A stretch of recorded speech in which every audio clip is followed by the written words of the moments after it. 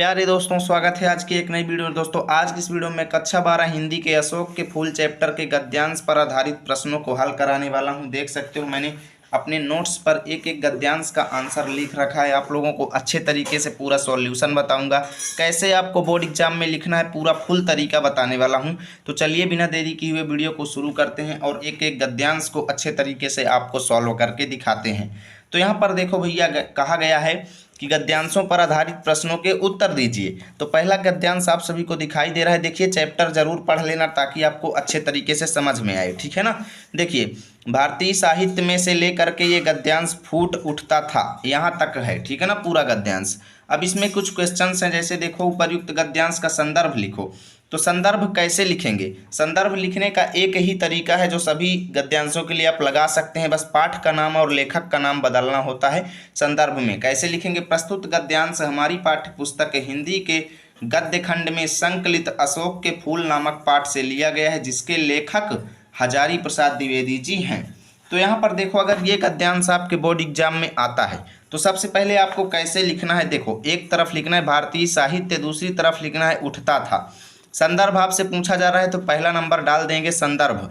और कैसे लिखेंगे? प्रस्तुत गद्यांश हमारी पाठ्य पुस्तक हिंदी के गद्य खंड में संकलित एवं हजारी प्रसाद द्विवेदी द्वारा लिखित अशोक के फूल नामक पाठ से अवतरित है। ऐसे आपको इसका सॉल्यूशन लिखना है। दूसरा क्वेश्चन चलिए इसका दिखाते हैं और अच्छे तरीके से इस गद्यांश के एक एक क्वेश्चन को हल करते हैं। तो देखो, दूसरा क्वेश्चन है आप सभी के सामने, अशोक के फूल को किस कवि ने सम्मान दिया? तो यहाँ पर आप देखें अगर तो आपको आंसर यहीं पर मिल जाएगा, ठीक है ना। देखो, कालिदास के काव्यों में यह जिस शोभा और सुकुमारता के साथ आता है, यानी कि आप यहाँ से पा सकते हैं कि कालिदास से जो अशोक को सम्मान मिला था, यहाँ पर पढ़ो, अशोक को जो सम्मान कालिदास से मिला वह अपूर्व था। तो यहाँ पर सिंपल सा आंसर आपको इसका मिल जाता है कि अशोक के फूल को किस कवि ने सम्मान दिया? तो महाकवि कालिदास ने। तो इसका आंसर कैसे लिखेंगे? अशोक के फूल को महाकवि कालिदास ने सम्मान दिया। ऐसे आपको दूसरा नंबर डाल करके सॉल्व कर देना है। तीसरा क्वेश्चन यहाँ पर देखो, उपर्युक्त गद्यांश में किस प्रसंग का वर्णन है? तो इसका प्रसंग पूछा जा रहा है गद्यांश का। तो प्रसंग आप लोग कैसे लिखेंगे?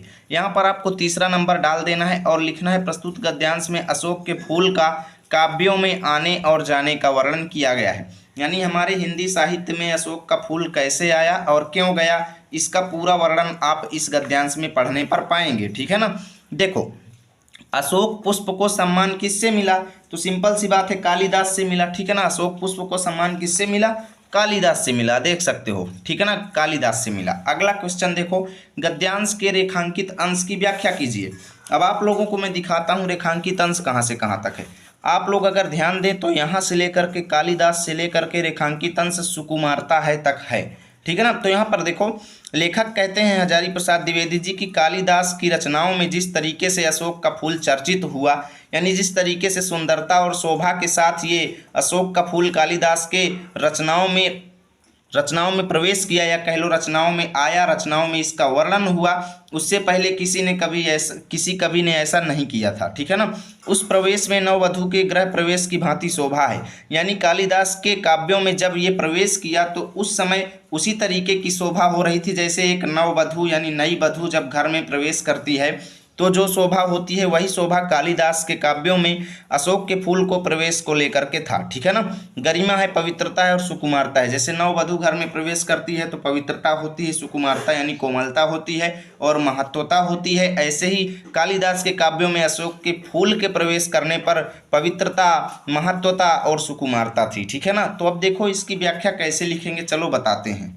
तो आप लोगों को हेडिंग डाल देना है रेखांकित अंश की व्याख्या, 5वां नंबर यहाँ पर लिख करके लिखेंगे। लेखक कहते हैं कि कालिदास से पहले काव्यों में अशोक के फूल का कोई स्थान नहीं था, परंतु जिस प्रकार घर में नई बहू शोभा, महत्वता, पवित्रता और कोमलता के साथ प्रवेश करती है, उसी प्रकार अशोक का फूल कालिदास के काव्यों में शोभा और कोमलता के साथ प्रवेश किया। ऐसे आपको लिखना है, सिंपल सी व्याख्या, 2 नंबर आपके पूरे, ठीक है ना।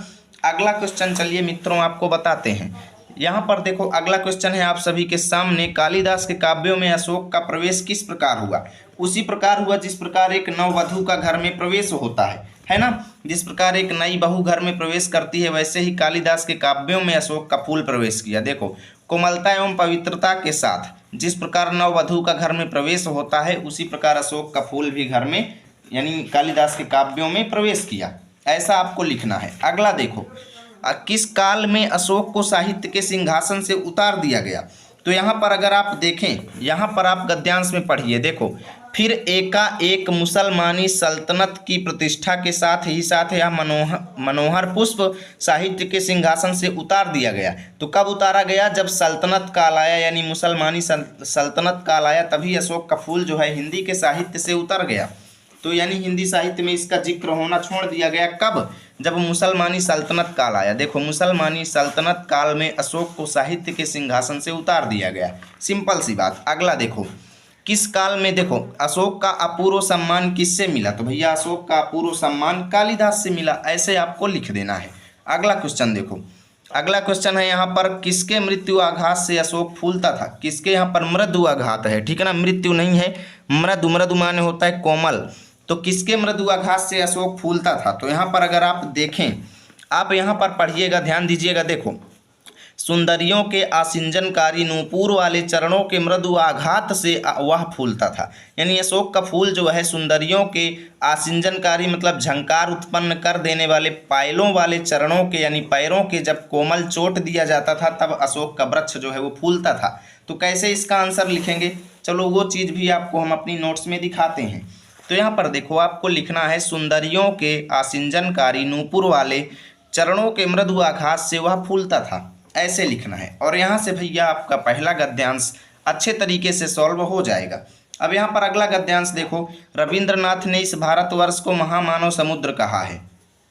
विचित्र देश है वह, असुर आए, आर्य आए, शक आए, हूड़ आए, नाग आए, यक्ष आए, गंधर्व आए, यहाँ से लेकर के मतलब यहाँ से शुरू होकर के यहाँ तक है पूरा। आप लोग पढ़ लेना, पढ़ने में इसमें हम फालतू टाइम बर्बाद नहीं करेंगे, आप लोग अच्छे से पढ़ लेना। अब इसके नीचे के क्वेश्चंस हम आपको हल करा देते हैं जो मेनली इंपॉर्टेंट है, ठीक है ना। देखो, उपर्युक्त गद्यांश के लेखक एवं पाठ का नाम लिखो। तो लेखक एवं पाठ का नाम पूछने का मतलब है कि गद्यांश के संदर्भ को पूछा जा रहा है कि यह कहाँ से लिया गया है। तो सिंपल पहले वाले क्वेश्चन में जैसे संदर्भ लिखे थे वहाँ पर भी आपको वैसे ही लिख देना है। देखो, सबसे पहले रविंद्रनाथ ने एक तरफ लिखना है, दूसरी तरफ मालूम है दूसरी तरफ लिखना है। यहाँ पर संदर्भ हेडिंग पहले में डाल देंगे और पूर्वत लिख देंगे। पूर्वत यहाँ पर मैंने टाइम बचाने के लिए नहीं लिखा है, आप लोग लिख लेना। कैसे लिखेंगे, प्रस्तुत गद्यांश हमारी पाठ्यपुस्तक हिंदी के गद्य खंड में संकलित अशोक के फूल नामक पाठ से लिया गया है, जिसके लेखक हजारी प्रसाद द्विवेदी जी हैं, ऐसे लिख लेना, ठीक है। अब देखो अगला क्वेश्चन, भारत में कौन कौन सी जातियां आई। तो सिंपल सा आंसर है, आप लोग देख सकते हो, विचित्र है देश वह, यानी भारत ऐसा विचित्र देश है जहां पर असुर आए, आर्य आए, शक आए, हूड़ आए, नाग आए, यक्ष आए, गंधर्व आए, ना जानी कितनी मानव जातियां आई।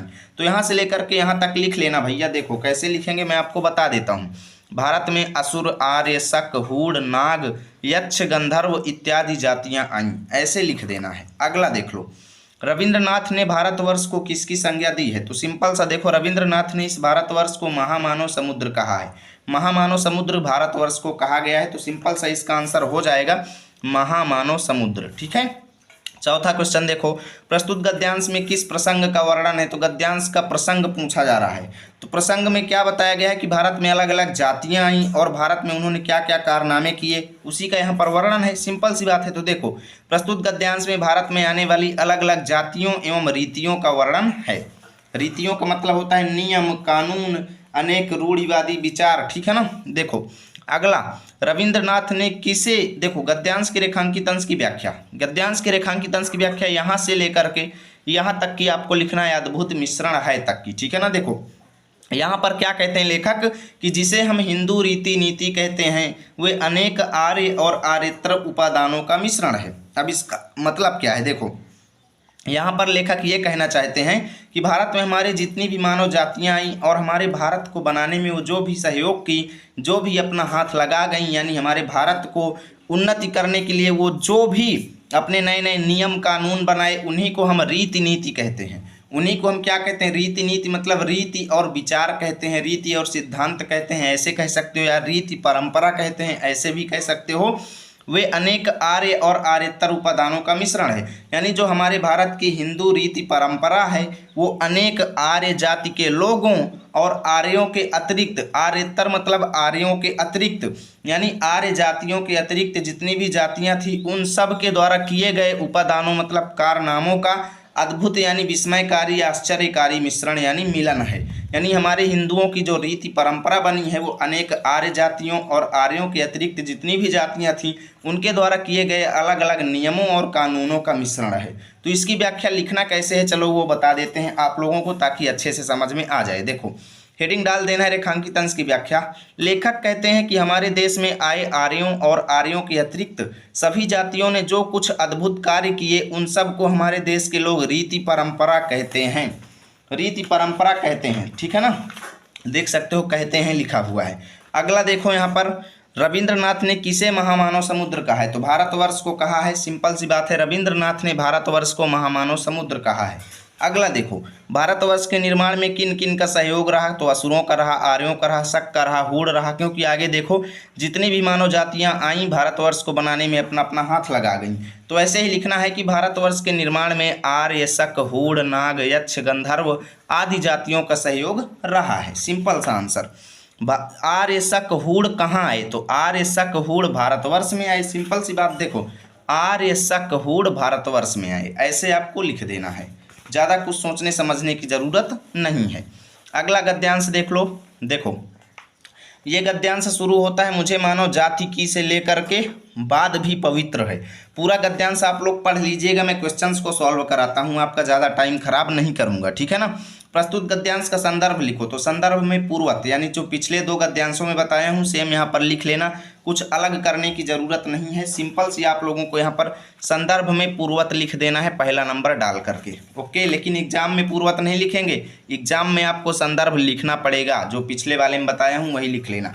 अगला देखो मनुष्य की जीवन शक्ति कैसी है, तो आप लोग यहाँ पर देखो तो मनुष्य की जीवन शक्ति बड़ी निर्मम है। तो सिंपल सा आंसर यहाँ पर आपको मिल गया, ज़्यादा सोचने समझने की ज़रूरत भी नहीं पड़ी कि मनुष्य की जीवन शक्ति बड़ी निर्मम है, सिंपल सी बात। अगला देखो हमारे सामने आज समाज का स्वरूप कैसा है, तो यहाँ पर अगर आप देखें तो हमारे सामने आज समाज का जो रूप है वह न जाने कितने ग्रहण और त्याग का रूप है। यानी हमारे समाज का जो रूप है आज वो ग्रहण और त्याग का रूप है, यही सी बात है। तो यहाँ पर देखो हमारे सामने समाज ग्रहण और त्याग का रूप है, ऐसे लिखना है, ओके।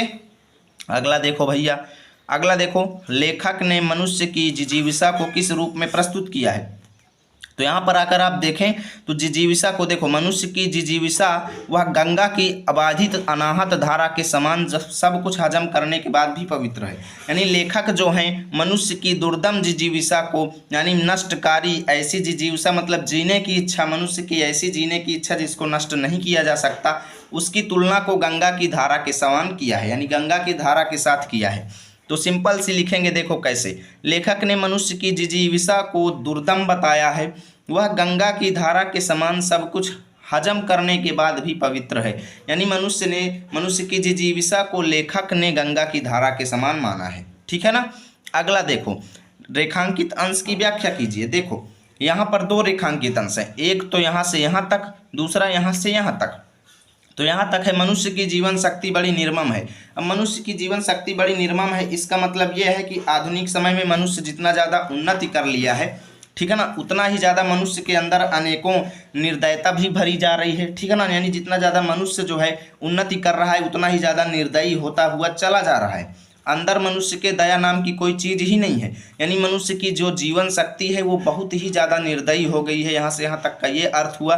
दूसरा ये हुआ केवल मनुष्य की दुर्दम जिजीविषा शुद्ध है, केवल मनुष्य की दुर्दम जिजीविषा यानी मनुष्य के जो जीने की विनष्टकारी, देखो दुर्दम माने बिना नष्ट करने वाला, यानी जिसको नष्ट ना किया जा सके, ठीक है ना। यानी कि मनुष्य की जो जीने की इच्छा है जिसको कभी नष्ट नहीं किया जा सकता, वो आज भी वैसे की वैसे बनी हुई है। यानी मनुष्य आज भी अभी जीने की इच्छा रख रहा है, ठीक है ना। वो अपने मृत्यु को नहीं सोचता, वो आज भी उन्नति करने को अभी अग्रसर हो रहा है, लेकिन वो दिन पर दिन उसकी जीवन शक्ति जो है निर्मम होती जा रही है। तो व्याख्या कैसे लिखेंगे, इसके लिए आपको यहाँ पर दो हेडिंग डालनी पड़ेगी। पहली डालनी पड़ेगी प्रथम रेखांकित अंश की व्याख्या। लेखक कहते हैं कि आधुनिक समय में मनुष्य की प्रजाति बड़ी निर्दयी है, उसके अंदर दया नाम की कोई चीज़ ही नहीं है। ऐसे पहले गद्यांश की पहले रेखांकित अंश की, दूसरे की देख लो द्वितीय रेखांकित अंश की व्याख्या कैसे लिखेंगे। लेखक कहते हैं कि मनुष्य की जीने की इच्छा बहुत ही पवित्र है, जिसको नष्ट नहीं किया जा सकता है, ठीक है ना। दुर्दम जिजीविषा शुद्ध है, केवल मनुष्य की दुर्दम जिजीविषा। अगला देखो मनुष्य को क्या स्पष्ट दिखाई दे रहा है, तो अगर आप यहाँ पर पढ़ेंगे तो आपको यहाँ पर अच्छे तरीके से मिल जाएगा। कि मुझे मानव जाति की दुर्दम निर्मम धारा के हजारों वर्ष का रूप साफ दिखाई दे रहा है। तो इसको कैसे लिखेंगे? तो यहाँ पर आप लोगों को डालना होगा 6वां नंबर और लिखेंगे मानव जाति की दुर्दम निर्मम धारा के हजारों वर्ष का रूप साफ दिखाई दे रहा है। ठीक है ना, ऐसे आपको लिख देना है। अगला देख लो, अगला क्वेश्चन है यहाँ पर, मनुष्य ने नई शक्ति किससे पाई है? तो आप लोग यहाँ पर पढ़ेंगे संघर्षों से मनुष्य ने नई शक्ति पाई है। यहाँ पर आप लोग देख लो संघर्षों से, तो कुछ नहीं लिखना, बस संघर्ष से लिख देना है, संघर्षों से मनुष्य ने नई शक्ति पाई है। अगला देखो, धर्माचारों और विश्वासों का अर्थ स्पष्ट कीजिए। तो देखो, धर्माचारों का मतलब होता है धर्म के सिद्धांतों और विश्वासों का अर्थ होता है विचारधाराओं। ठीक है ना, ऐसे आपको लिख देना है। चलो देखते हैं दोस्तों अगले कुछ गद्यांश जो यहाँ पर दिए गए हैं, देख लो। मगर उदास होना भी बेकार है, यहाँ से शुरू होता है और आगे कहाँ तक जाता है चलिए बताते हैं। आगे जाता है उदास होना है बेकार है। ठीक है ना, तो उदास मगर उदास होना से शुरू होकर के उदास होना बेकार है तक ये गद्यांश शुरू होता है, अंत होता है। यहाँ से देखो उपर्युक्त गद्यांश का संदर्भ, तो भैया पूर्वत लिख देना, जो पिछले वाले में बताया हूँ सेम यहाँ पर लिख लेना। पंडिताई किस प्रकार एक बोझ है? तो इसका आंसर आपको सिंपल यहाँ पर मिलेगा, देख सकते हो यहाँ पर दिया गया है कि पंडिताई भी एक बोझ है, जितना भी भारी होता है उतनी ही तेजी से डुबाती है। तो यहाँ पर कुछ सोचना है ही नहीं, जब साफ साफ दिया गया है कि यह जितना भी भारी होता है उतना ही तेजी से डुबाता है, तो यहाँ पर आप लोग लिख देंगे पंडिताई भी एक बोझ है, यह जितना भी भारी होती है उतना ही तेजी से डुबाती है। अब अगला क्वेश्चन देखो, प्रस्तुत गद्यांश में किसकी विवेचना की गई है? तो आप लोग अगर इस पूरे गद्यांश को पढ़ेंगे और अच्छे से समझेंगे तो यहाँ पर सिंपल तरीके से आपको मिलेगा। यहाँ पर देख सकते हो बताया गया है कि बदली है मनुष्य की मनोवृत्ति, यानी मनुष्य की इच्छाओं को बदलता हुआ बताया गया है। और यहाँ पर मेन बात जो की गई है, हमें उदास होना भी बेकार है, यानी अशोक के संबंध में हमें उदास होना नहीं चाहिए, क्योंकि अशोक का फूल आज भी उसी मौज में है। तो इसमें ज़्यादा कुछ आपको सोचना नहीं है, बस सिंपल सा आपको लिख देना है। कैसे लिखना है देखो मैं आपको बता देता हूँ। ठीक है ना, यहाँ पर 3रा नंबर डालना है और लिखना है प्रस्तुत पद में मनुष्य की मनोवृत्ति को बदलती हुई बताया गया है और बताया गया है कि अशोक के फूल के संबंध में हमें उदास नहीं होना चाहिए। सिंपल सी बात। चलिए चलते हैं अगले क्वेश्चन पर। तो अगला क्वेश्चन है दोस्तों, प्रस्तुत गद्यांश में लेखक किसकी मनोवृत्ति बदलने की बात कर रहा है? तो सिंपल सी बात है, मनुष्य की मनोवृत्ति बदली है, तो इसमें ज़्यादा कुछ नहीं करना, मनुष्य की मनोवृत्ति लिख देना है। ठीक है, गद्यांश के रेखांकित अंश की व्याख्या। तो देखो यहाँ पर गद्यांश में जो रेखांकित अंश दिया गया है वो यहाँ से पंडिताई से शुरू होकर के देखो पंडिताई तक इसको ले लो। ठीक है ना, क्योंकि यहाँ तक लिए बिना अर्थ नहीं स्पष्ट होगा। पंडिताई से लेकर के जितना भी भारी होता है उतनी ही तेजी से डुबाती है। अब वह जीवन का अंग जब वह जीवन का अंग बन जाती है तो सहज हो जाती है, तब वह बोझ नहीं रहती। तो यहाँ तक की व्याख्या कैसे लिखेंगे, चलो वो चीज़ आपको हम बताते हैं। तो हेडिंग डालना है रेखांकित अंश की व्याख्या। लेखक के अनुसार पांडित्य अर्थात विद्वत्ता, पंडिताई किसको कहते हैं? विद्वानपन अर्थात ज्ञानी। ठीक है ना, यानी लेखक के अनुसार पांडित्य अर्थात विद्वत्ता भी एक भार है, यह जितना भी भारी होती है उतना ही तेजी से मनुष्य को डुबाती है। विद्वता अहंकार को उत्पन्न करती है, यानी जिसके अंदर ज़्यादा ज्ञान हो जाता है उसके अंदर घमंड भी हो जाता है, अहंकार उत्पन्न हो जाता है, और अहंकार मनुष्य के विनाश का कारण होता है। इसलिए पंडिताई भी एक बोझ होता है। जो जितना बड़ा विद्वान होता है वह उतना ही बड़ा अहंकारी भी होता है। जब विद्वता हमारे अंदर आ जाती है, अर्थात जब हमारे अंदर अहंकार भी आ जाता है, तो वह सरल हो जाती है, जिससे वह हमें बोझ के समान प्रतीत नहीं होती है। यानी जब हमारे अंदर अहंकार उत्पन्न हो जाता है तो हमें ज़्यादा जो है अपने आप को वो बोझ जो है भारी नहीं लगता, लेकिन जैसे ही अहंकार मौका पाता है हमारा विनाश कर देता है। ठीक है ना, तो यहाँ तक की व्याख्या आपको ऐसे ही लिख देना है। अगला देखो, यहाँ पर देखो लेखक के अनुसार किस में परिवर्तन हुआ है? तो सिंपल सी बात है, मनुष्य की मनोवृत्ति में परिवर्तन हुआ है। तो मनुष्य की मनोवृत्ति में परिवर्तन हुआ है, ऐसे लिख देंगे। मनोवृत्ति और धावन शब्दों का आशय स्पष्ट करो। अब मनोवृत्ति का अर्थ क्या होता है? तो देखो मनोवृत्ति का अर्थ है मन की स्वाभाविक स्थिति। ठीक है ना, यानी मन की स्थिति क्या होती है उसको मनोवृत्ति कहते हैं। और धावन का अर्थ दौड़ना होता है, परंतु यहाँ पर इसका अर्थ उन्नति के रूप में लिया गया है। ठीक है ना, उन्नति के रूप में धावन शब्द का यहाँ पर अर्थ लिया गया है। अगला देख लो, अशोक आज भी उसी मौज में क्यों है? अशोक आज भी उसी मौज में क्यों है? क्योंकि देख लो आज से 2000 वर्ष पूर्व अशोक का वृक्ष जिस स्थिति में खड़ा था आज भी उसी स्थिति में खड़ा है। समय के परिवर्तन का उस पर कोई असर नहीं हुआ है, इसलिए वह आज भी उसी मौज में है। सिंपल सा आंसर आपको लिख देना है। इसका आंसर गद्यांश में नहीं मिलेगा, इसलिए आपको अपने से बनाना पड़ेगा। ठीक है ना, तो ऐसे ही लिख देना। चलिए चलते हैं अगले गद्यांश पर। तो देखो यहाँ पर अगला गद्यांश है, कहते हैं दुनिया बड़ी भुलक्कड़ है। दुनिया बड़ी भुलक्कड़ है, केवल उतना ही याद रखती है जितने से उसका स्वार्थ सधता है, बाकी को फेंक कर आगे बढ़ जाती है। शायद अशोक से भी उसका स्वार्थ नहीं सधा, क्यों उसे वह याद रखती। सारा संसार स्वार्थ का अखाड़ा ही तो है। यहाँ पर लेखक कहते हैं कि भैया ये दुनिया बड़ी ही भूलने वाली है, बड़ी ही भुलक्कड़ है, बहुत ज़्यादा भूलती है, केवल उन लोगों को याद रखती है जिससे उसकी ज़रूरत पड़ती है, बाकी सबको भूल जाती है। तो देखो गद्यांश का संदर्भ तो पूर्वत रहेगा। रेखांकित अंश की व्याख्या यहाँ से लेकर के यहाँ तक की व्याख्या कैसे लिखेंगे, तो देख सकते हो एकदम सिंपल है कि दुनिया बड़ी भुलक्कड़ है, यानी दुनिया बहुत ज़्यादा भूलने वाली हो गई है, केवल उन लोगों से ही मतलब रखती है जिससे उसकी ज़रूरत पड़ती है, ठीक है ना, जिससे उसका स्वार्थ साधता है, बाकी तो सब लोगों को भूल जाती है। तो यहाँ से लेकर यहाँ तक की व्याख्या कैसे लिखेंगे, चलो बताते हैं भाई। देखो लिखना है रेखांकित अंश की व्याख्या।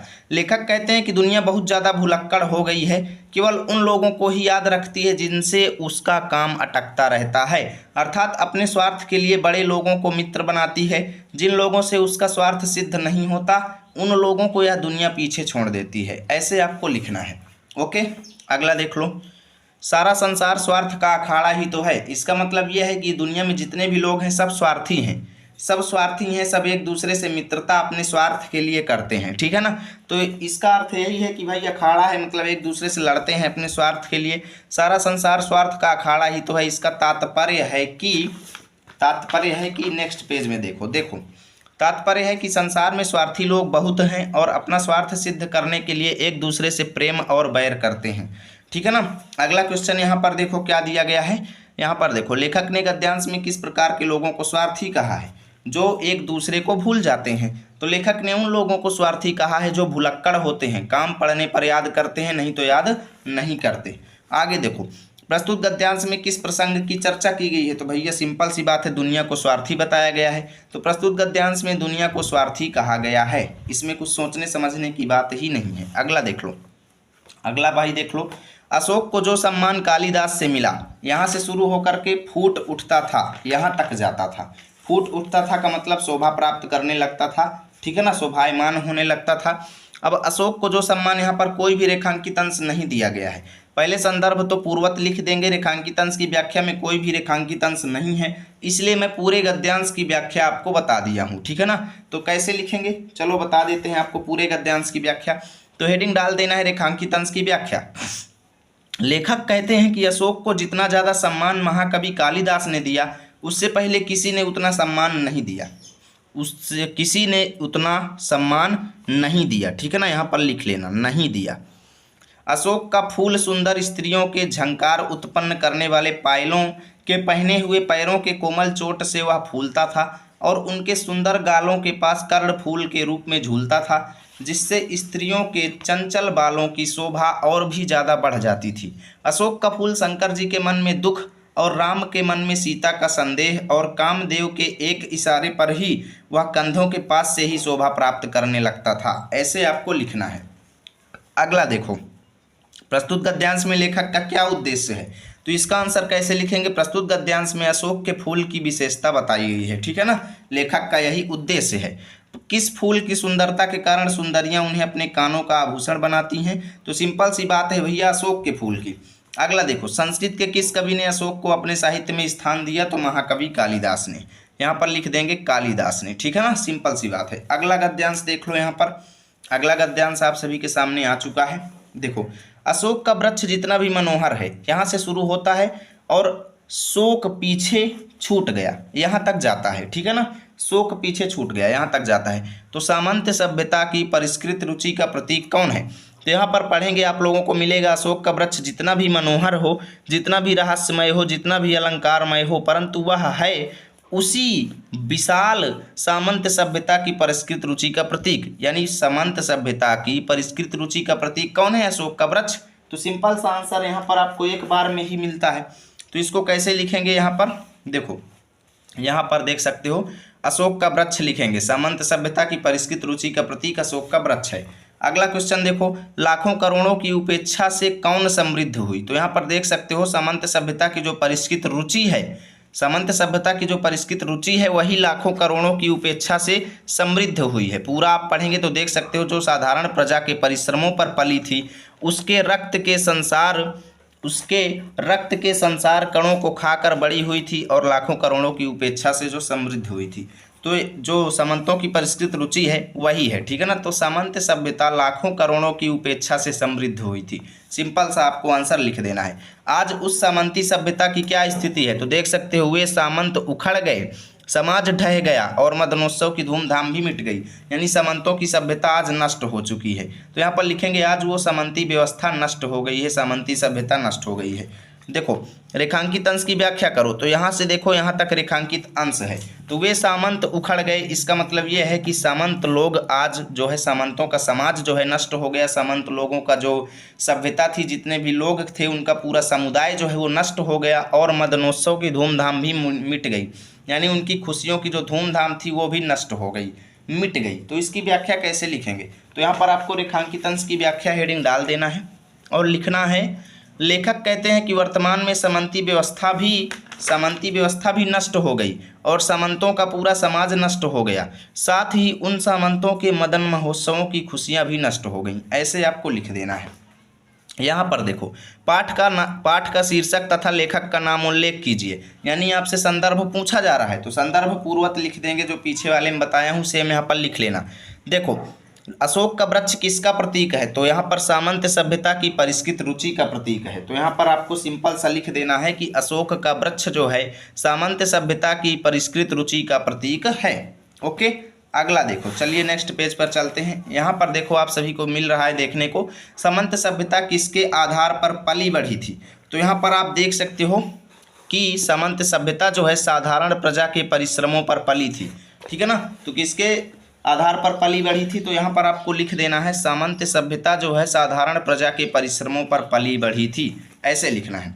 संतान कामनियों को किसका वरदान प्राप्त होने लगा, तो यहाँ पर अगर आप पढ़ेंगे तो यहाँ पर आपको मिल जाएगा, संतान कामनियों को गंधर्वों से अधिक शक्तिशाली देवताओं का वरदान मिलने लगा, ठीक है ना, मिलने लगा। यहाँ पर देख सकते हो मिलने लगा, यानी कि गंधर्वों से भी अधिक शक्तिशाली देवताओं का वरदान उनको मिलने लगा। तो यही चीज़ यहाँ पर लिख देंगे, मैं आपको दिखा देता हूँ। देखो संतान कामनियों को गंधर्वों से अधिक शक्तिशाली देवताओं का वरदान मिलने लगा। उसके बाद देखो यक्षों की प्रतिष्ठा किसने घटा दी, तो यक्षों की प्रतिष्ठा किसने घटा दी, आप लोग यहाँ पर देखो यहाँ पर पीरों ने, भूत भैरवों ने, काली दुर्गा ने यक्षों की इज्जत घटा दी। तो इसका आंसर आपको यहीं पर ही मिल गया, ठीक है ना। तो लिख देंगे अशोक का, देखो अशोक के वृक्ष की प्रतिष्ठा को, देखो अशोक के वृक्ष की नहीं लिखना है, ठीक है ना, यहाँ पर लिखना है यक्षों की, ठीक है ना। क्या लिखेंगे, यक्षों की प्रतिष्ठा को पीरों ने, भूत भैरवों ने, काली दुर्गा ने घटा दिया, ठीक है ना। अब देख लो आगे यहाँ पर मिल रहा है आपको अशोक के वृक्ष की क्या विशेषताएं हैं। तो अशोक के वृक्ष की क्या विशेषताएं हैं आपको इस चैप्टर में बताया गया, इस गद्यांश में। अशोक का वृक्ष मनोहर, रहस्यमय, अलंकारमय तथा अत्यधिक सुंदर है, ऐसे आपको बनाकर लिख देना है। देखो सामंत सभ्यता से क्या तात्पर्य है, तो इसके लिए आपको इसकी परिभाषा याद करनी पड़ेगी क्योंकि गद्यांश में नहीं दी गई है। तो आपको कैसे लिखना है, देखो सामंत सभ्यता एक ऐसी व्यवस्था होती थी जिसमें भू राजस्व के साथ साथ सेवा के लिए भी स्थायी सेना होती थी। शीर्ष में राजा और निम्न स्तर में किसान और दास लोग रहते थे। यानी जो मेन होता था वो राजा होता था और जो लोग रहते थे उनको दास बना करके रखा जाता था। देखो संतान कामनियों को किसका शक्तिशाली वरदान मिलने लगा, तो देवताओं का। संतान कामनियों को शक्तिशाली देवताओं का वरदान मिलने लगा। तो यहाँ से भैया आपका चैप्टर फिनिश होता है। उम्मीद करता हूँ वीडियो अच्छी लगी होगी। प्लीज़ वीडियो को लाइक और शेयर जरूर करें। अगर नेक्स्ट चैप्टर की ऐसी वीडियो चाहिए तो कमेंट में हमें ज़रूर बताएं। मिलेंगे आपके साथ अगले वीडियो में, तब तक के लिए जय हिंद जय भारत।